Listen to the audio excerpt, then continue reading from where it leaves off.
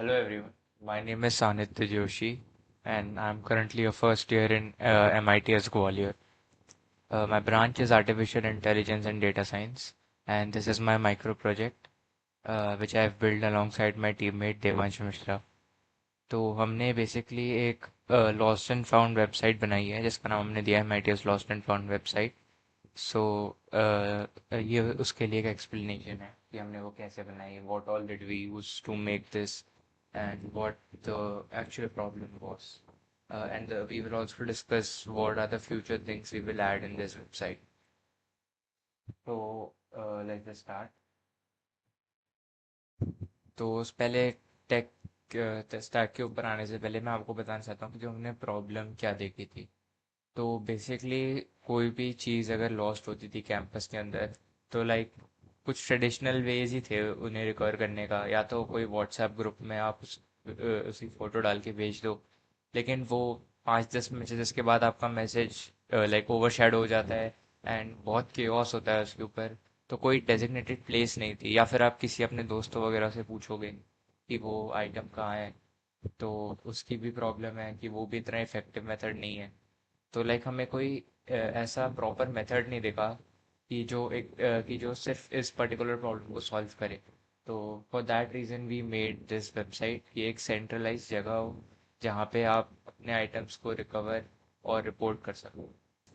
So we came up with the solution of this website where you can report these items, and you can also upload the image of the item that has been lost. It shows you the live feed of all the reports, like सारी reports दिखेगी आपको कि किन लोगों का क्या क्या सामान like घुमा है. And you can also help recover those items.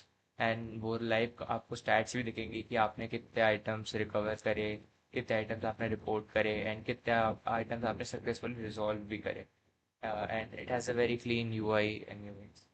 Well, so first I want to show you all the website. So this is the website. As you can see, it has written helping MITians find what's lost. So this is our motto, basically you can say, of making this website. So basically आपको कुछ नहीं करना है, यहाँ पे report an item है. जैसे अगर मैं रिपोर्ट करूँ फॉर एग्जांपल एक रूबिक्स क्यूब, मेरा रूबिक्स क्यूब कैंपस में छूट गया है. And if I say I lost this, and suppose I write my contact info, and I write, for example, my department, so Center for AI. This was my department where I lost it, and if I have to give a description, I would say it was a GAN. GAN एक company है basically cube की, अगर आपको नहीं पता हो तो. And अगर मैं मैंने एक इमेज भी अपलोड कर दी अपने आइटम की, and when I type post to feed, it should get posted. So as you can see, the item has been reported. मेरा नंबर यहाँ चला गया कॉन्टैक्ट नंबर का. एंड ये फीड पे शो हो रहा है. अगर मैं फीड दबाऊंगा तो आपको फीड दिख जाएगी. अगर मैं अबाउट दिखाऊंगा then you can see what is this website about, and report will give me this form which I have to fill to report an item. और यहाँ पे काउंटर अपडेट हो जाएगा आइटम लॉस्ट. एंड ये अभी हमने कुछ फाउंड करा नहीं है इसलिए ज़ीरो है, क्योंकि हमने लॉस्ट यहाँ पे आई लॉस्ट दिस दबाया था इसीलिए. और ये बेसिकली मैं पहले टेस्ट कर रहा था वेबसाइट उसकी सक्सेस जो हुआ है. तो ये आइटम आप देख सकते हैं यहाँ पे पोस्ट हो चुका है फीड के ऊपर. अब ये रेड इसलिए आ रहा है क्योंकि मैंने यहाँ पे आई लॉस्ट दिस दबाया था. अगर मैं सेम चीज़ करूँ, जैसे यहाँ आई फाउंड दिस कर दूँ और अपना contact number and same thing ज्ञान क्यू ये लिख दूँ and upload the image, and then when I post this feed, you can see अब इसकी green borders है क्योंकि I have found this. So basically यहाँ पे मैं कह रहा हूँ कि I have lost this and it is open to the public, कि यहाँ पे मैंने लॉस करा है and this is found, मैंने फाउंड करा है, and if किसी का है तो please recover it from me. So it shows in green and this shows in red. And now when I click resolve to both of them, if I click resolve to both of them, you can see it will take some time, but you can see it has disappeared from the feed, and my success counter has increased from 6 to 8. Like मैंने दो item resolve कर दिए and found and lost दोनों 0-0 हो गया. So this is basically our website which I have built. We have used okay, so let's go to the tech stack now. Okay so इस website में हमने basically normal जो हर website काम करती है क्लाइंट सर्वर आर्किटेक्चर उसी पे बनाया है इस वेबसाइट को and for the front end we have used basic for the whole technology stack we have used the MERN stack technology but we have not used react.js because हमें लगा कि normal campus के लिए website है react basically काफ़ी I would say काफ़ी beautiful websites के लिए डिज़ाइन होता है like it's very complex and for heavy I would say for interactive websites more but since it was a student portal community type website so we didn't use react but rest of the modern technology we have used in this so for the front end we have kept it very simple we have used normal html css and javascript not very like हमने कुछ ज़्यादा hi fi करने की कोशिश नहीं करी है front end में नॉर्मल क्लीन रखा हुआ है हमारे फ्रंट एंड को and for the back and हमने यूज़ करा है node.js and express.js so basically node.js हमने इसलिए यूज़ करा है क्योंकि वो non blocking input output stream पे काम करता है तो बेसिकली लाइक अगर सर्वर पे हमारा जो सर्वर है उसके ऊपर एक टाइम पे बहुत ज़्यादा ट्रैफिक आएगा लाइक क्योंकि कैंपस का हर बच्चा अगर उसे चलाएगा हर भी नहीं तो भी अगर like 50% of the time use करेगा तो लाइक रैदर देन कि वो जो सर्वर है वो हर रिक्वेस्ट एक एक करके ले हमने नोड प्रोजेस यूज़ किया है क्योंकि वो नॉन ब्लॉकिंग इनपुट स्क्रीन पे काम करते हैं कि वो हर रिक्वेस्ट को साइमल्टेनियसली हैंडल कर सकता है so basically that's why we have used node.js and express.js is like basically a framework which sits on top of the on node.js तो बेसिकली हमने APIs वगैरह के लिए हैंडल करने के लिए इसे express.js यूज किया we have used normal simple APIs put the get API and the request API for this the REST API in express.js we have also used Multer which for the image URL so Multer is basically you can say is a middleware which intercepts all the requests of the images and streams it to the Cloudinary. Cloudinary is another cloud-based thing for image storing of the images we are uploading in the website. So more on that later, but this is basically the back end of our whole website. Node.js, Express.js, and the middleware which is Multer. And for the database, we have gone with MongoDB. We have not used the standard SQL the database because it stores the data in very tabular and form. We have used MongoDB because it stores them in the JSON format as it is, and the yeah basically that's why we have used MongoDB. And alongside we have also used the Mongoose. So Mongoose is basically the ODM which stands for Object Document Mapper, and it's basically you can say it sits between the Node.js code and MongoDB. So the raw MongoDB database basically stores anything. Like it has no rules or structure. It will store anything that you give it to it. So we don't want that. So basically we have used Mongoose. So it adds a basic structure and validation, which we call schemas. And these schemas are basically tells the database how to store the data. For example अगर मैं website में contact number की जगह अपना नाम लिख दूँ या आइटम जहाँ हम इमेज अपलोड कर रहे हैं वहाँ मैं कुछ और अपलोड कर दूँ for example PDF form upload कर दूँ एक JPG फॉर्मेट की जगह मैं एक PDF फॉर्म अपलोड कर दूँ तो MongoDB रॉ MongoDB से ऐसे ही स्टोर कर लेता लेकिन बिकॉज ऑफ द Mongoose वो उसको एक प्रॉपर स्ट्रक्चर की तरह स्टोर करता है फॉर एग्जांपल कॉन्टैक्ट नंबर में ये स्टोर होगा ये so that's why it is very important and we have also used Cloudinary which I mentioned previously which is basically the images which we store MongoDB doesn't store the images of that so the URL of each image is stored in Cloudinary it is not basically stored it is streamed via the Multer on the Cloudinary so yeah so now let's understand the system architecture. So system architecture को तीन layer में divide कर सकते हो presentation application data जो presentation है वो basically normal जो यूजर इंटरेक्ट करता है जिससे तो वो हमने बेसिकली बिल्ड करी है हमारी नॉर्मल HTML CSS जावास्क्रिप्ट से एंड या दैट्स बेसिकली इट मैं आपको अगर कोड से समझा सकूँ तो मैं आपको वो समझता हूँ जावास्क्रिप्ट का क्या यूज करा है हमने So basically, this is the front-end JavaScript code. As you can see, this is all the code we have written. So मैं आपको थोड़ी एक ओवरव्यू देता हूँ कि काम कैसे करता है। तो जब आप फॉर्म फिल करते हो उसमें, तो जो ये जावास्क्रिप्ट है, ये एक गेट रिक्वेस्ट सेंड करती है बैकएंड को, जो मांगती है सारे आइटम एक्टिव जो आइटम आपने फिल करें। तो जो बैकएंड है, जो हमारा node dot JS server dot JS में मैंने फाइल बना रखी है, ये रिस्पॉन्ड करता है आइटम्स को इन जेसॉन फॉर्मेट। और जो जावास्क्रिप्ट है, वो हर एक जेसॉन फॉर्मेट को एक एचटीएमएल कार्ड देती है। जैसे ईच कार्ड, जैसे हम देखा है, हर एक कार्ड जो होता है वो इमेज एक हो गया, एक आइटम नेम हो गया, एक लोकेशन हो गई, एक डिस्क्रिप्शन हो गया, एक कॉन्टैक्ट इन्फो हो गई। तो बेसिकली वो जेसॉन फॉर्मेट्स को एचटीएमएल कार्ड दे रहा है जावास्क्रिप्ट। और फिर जब हम लॉस्ट आइटम को फीड पे पोस्ट करते हैं, तो वो रेड बॉर्डर जो मैंने दिखाई थी वो हो रही है।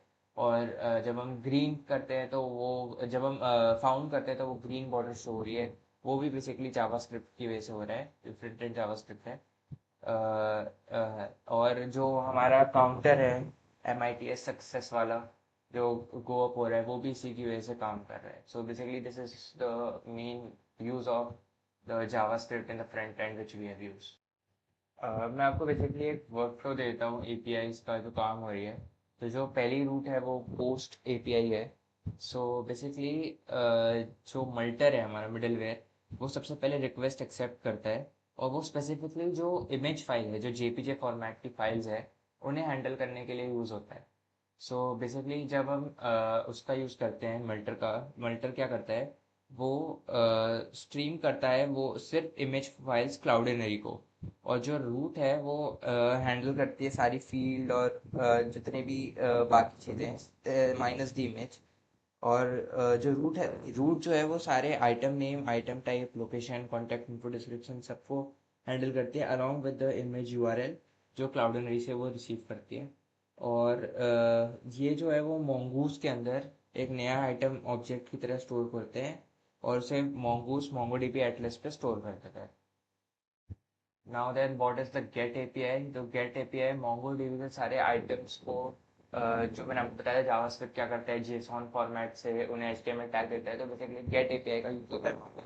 हम मोंगोडीबी से सारे जो हमने आइटम्स स्टोर कराए थे वो लेते हैं, और उनको जावास्क्रिप्ट एक एचटीएमएल टैग देता है। और हम बेसिकली उस अपना जो फॉर्म है उसके अंदर उसे अपडेट करते हैं। और फिर लास्टली जो पुट एपीआई है, जो फाइनली जो काउंटर अपलोड करते हैं।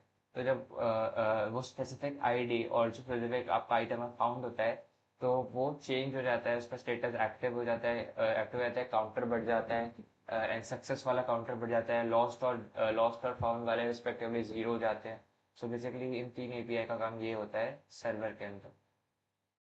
And basically the DNS override which we have used is basically college के अंदर जो नेटवर्क था, हमें वो डीएनएस सर्वर जो था डिफॉल्ट वाला, वो रिजॉल्व नहीं कर पा रहा था मोंगोडीबी के होस्ट नेम्स को।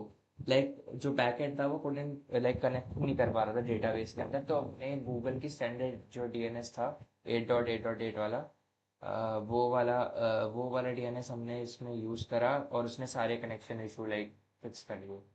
So yeah, that's why we did the DNS override. So yeah, this is the database which we have used, MongoDB. I already told you why we have used this, and because we wanted to store the data in like the JSON form, it goes on top of it, so that it gives structure to the data which we are giving to the MongoDB. सो इस database के अंदर जो mongoose दे रहा है, वो हर एक field की तरह देता है स्कीमा, जो हम दे बोलते हैं जैसे। वो एक हर एक फील्ड होते हैं, जैसे आइटम नेम एक फील्ड है, तो इसके लिए स्ट्रिंग रिक्वायर्ड होती है। जैसे अगर आपने कुछ आइटम का नेम डाला, like blue bottle, ID card, airport, कुछ भी, तो वो स्ट्रिंग फॉर्मेट में स्टोर होगा। तो वो वाली स्ट्रिंग फॉर्मेट इस आइटम फील्ड के जाएगी। फिर आइटम टाइप हो गया एक, कि वो कैसा है, लॉस्ट है या फाउंड है, तो वो enum की तरह स्टोर होगा। So basically these are all the fields and all the type which can be stored in those fields. और एक और चीज़ जैसे कि मैंने लिखा भी हुआ है कि जब रिजॉल्ट आइटम जो हम करते हैं, अगर आप कोई भी आइटम सॉल्व करते हो, तो वो डिलीट नहीं होते हैं डेटाबेस से। उनका बस स्टेटस चेंज हो जाता है, वो एक्टिव स्टेटस पे चले जाते हैं। और वो जो उसका जो वो डेटा है वो हमेशा के लिए डेटाबेस में स्टोर रहता है। तो ये पूरा डेटा फ्लो है जो मैं आपको समझा चुका था कि यूज़र पूरा फिल फॉर्म करेगा और सिलेक्ट करेगा फोटो और अपडेट और पोस्ट टू फीड दबाएगा जैसे ही। तो जावास्क्रिप्ट है वो सारा जो फॉर्म का डेटा है वो एक पोस्ट एपीआई भेजेगी बैक एंड को। जो बैक एंड है जो मल्टर है वो इमेज वाली यूआरएल को लेगा और उसे स्ट्रीम करेगा क्लाउडनरी पे और वहां से यूआरएल वापस लेगा। और mongoose जो है वो सारी फील्ड्स को एनालाइज करेगा और एक स्ट्रक्चर देगा mongodb के अंदर स्टोर करने के लिए। फिर हम वहां से गेट एपीआई रिक्वेस्ट डालेंगे जो वहां से सारी फील्ड्स को लेगी और वो रिटर्न करेगी एज जेसॉन फॉर्मेट। और जावास्क्रिप्ट उसको as a you can say एक एचटीएमएल टैग देगा हर एक चीज को। और फाइनली वो चीज शो होगी यूजर को। एंड व्हेन ही अपडेट्स दो like when he clicks on the resolve button वो वो जो रिपोर्ट है वो रिजॉल्व हो जाएगी और जो काउंटर है वो उसका स्टेटस एक्टिव हो जाएगा।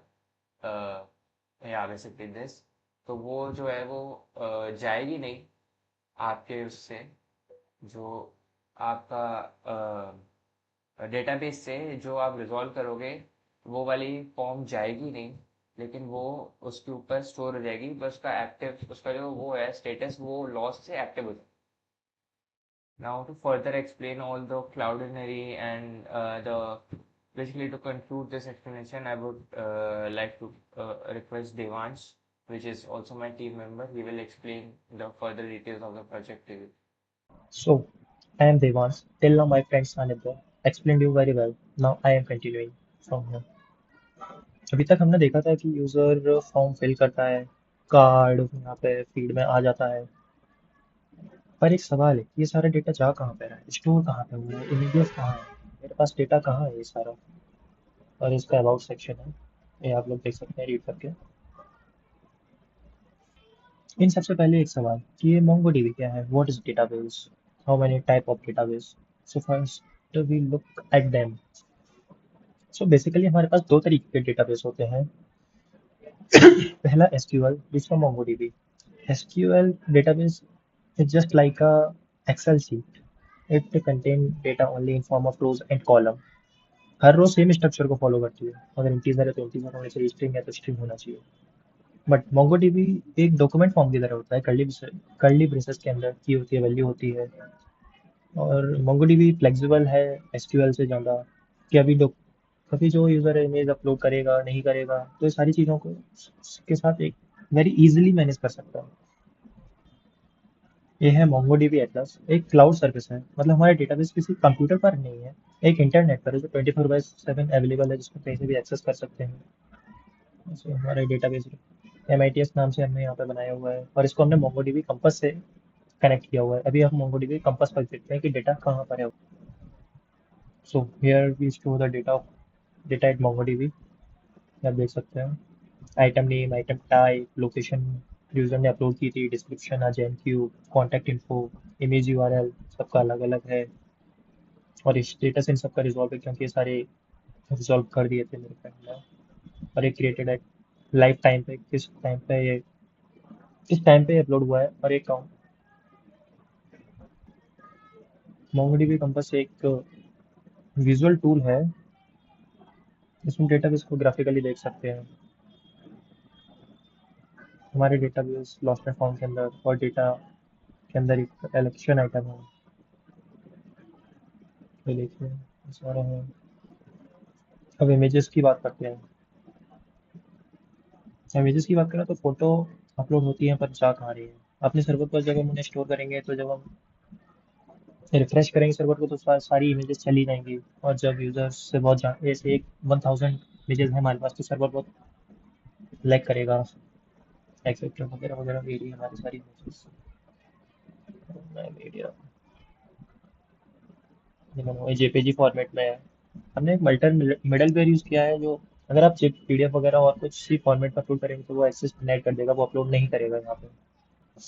क्लाउडिनरी बेसिकली सिर्फ इमेजेस के लिए बनी हुई सर्विस है जो फास्ट है, परमानेंट और फ्री में हमें काफ़ी सारा डेटा स्टोर कर सकते हैं हम इस पर।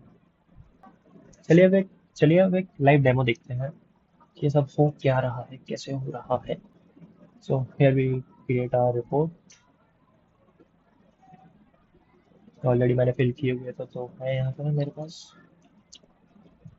प्लीज हेल्प मी, कुछ भी ले सकता हूँ।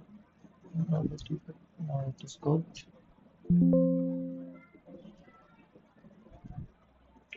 और मैंने किया पोस्ट टू फीड, और देख सकते हैं फीड में पोस्ट हो गया है। ये ग्रीन वायर का मतलब एक फॉर्म की लिस्ट में मुझे मिला हुआ है। उसका एक होया होगा, मेरे से कांटेक्ट कर सकता है बाय दिस नंबर। अभी see this in MongoDB Compass।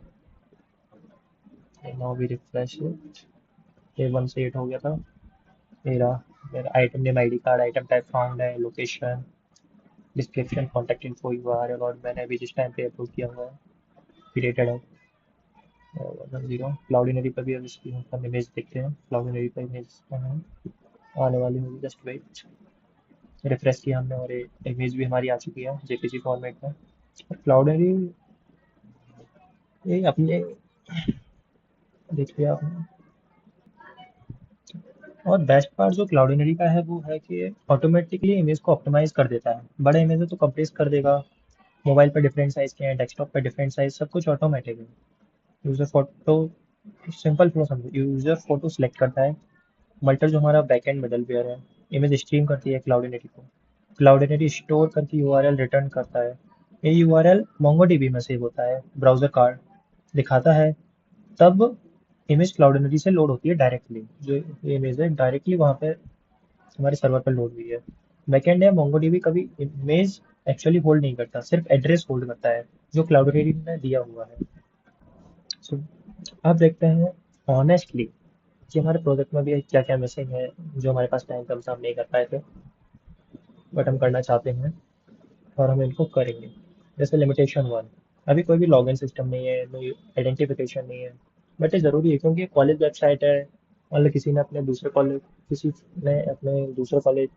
के फ्रेंड को शेयर कर दिया है तो बहुत सारी इमेजेस आ सकती है हमारे पास। किसी को कुछ नहीं मिलेगा, कोई अभी सर्च बार भी नहीं है। जब बहुत सारी इमेजेस होंगी तो यूजर्स के लिए उनके खोए हुए आइटम को फाउंड करना यहाँ पर भी बहुत टाइम कंज्यूमिंग होने वाला है। ऐसे हम सोच रहे हैं कि मैं कोई नोटिफिकेशन वाला भी ऑप्शन नहीं है अभी, और नो एडमिन पैनल। मतलब कॉलेज स्टाफ के लिए कोई इंटरफेस नहीं है पोस्ट मॉडरेट करने के लिए। फेक लिस्टिंग हटाने के लिए भी कुछ नहीं है, या इसके टैग्स देखने के लिए। तो हमें पता ही नहीं चलेगा जब तक तुम खुद वेबसाइट चेक ना करो। इसलिए कोई नोटिफिकेशन होना ज़रूरी है क्या। और ये सारी चीज़ें हमारे फ्यूचर इन्हेंसमेंट में देख सकते हैं। JWT authentication, Jason web token, एक डिजिटल आईडी कार्ड। जब तुम MITS ईमेल से लॉगिन करो, सर्वर तुम्हें एक टोकन दे, हर रिक्वेस्ट में वो टोकन अटैच हो, सर्वर वेरीफाई करे। तो कभी कोई अपना ही आइटम रिजॉल्व कर सकता है, दूसरे का नहीं। जैसे वेब नोटिफिकेशन, अभी हम सर्वर से सिर्फ डेटा मांग रहे हैं जब हम चलाते चाहते हैं। वेब सॉकेट से सर्वर खुद पुश कर देता है। किसी ने एक ब्लू वॉलेट फाउंड किया तो तुम्हारे डिस्क्रिप्शन से मैच करता है, रियल टाइम अलर्ट वो आ जाएगा। एआई मैचिंग, ये हमारी branch AI and data science. एक एमएल मॉडल ट्रेन करे जो ऑटोमेटिकली कंपेयर करे। नया फाउंड रिपोर्ट आएगा, उसे सब एग्जिस्टिंग लॉस्ट रिपोर्ट से मैच करो, 90% कॉन्फिडेंस पे ऑटोमेटिकली नोटिफाई करो ये प्रोबेबली तुम्हारा आइटम है या नहीं है। ये है रियल वर्ल्ड एआई एप्लीकेशन। तो ये था पूरा behind the scene mongo DB data, exactly कैसे स्टोर होता है क्लाउडिनरी में, इमेज कहाँ जाती है, और आगे इस प्रोजेक्ट को कहाँ ले जाया जा सकता है। ये प्रोजेक्ट देवांश मिश्रा और सानिध्य जोशी ने MITS का एक रियल प्रॉब्लम सॉल्व करने के लिए बनाया है, और अभी हम इसको काफ़ी इनहेंस कर सकते हैं। एक रियल प्रॉब्लम है, एक टेक्निकल सॉल्यूशन। और कुछ भी समझ नहीं आया तो कमेंट्स में आप लोग पूछ सकते हैं। Thank you for watching this videos till now. Thank you.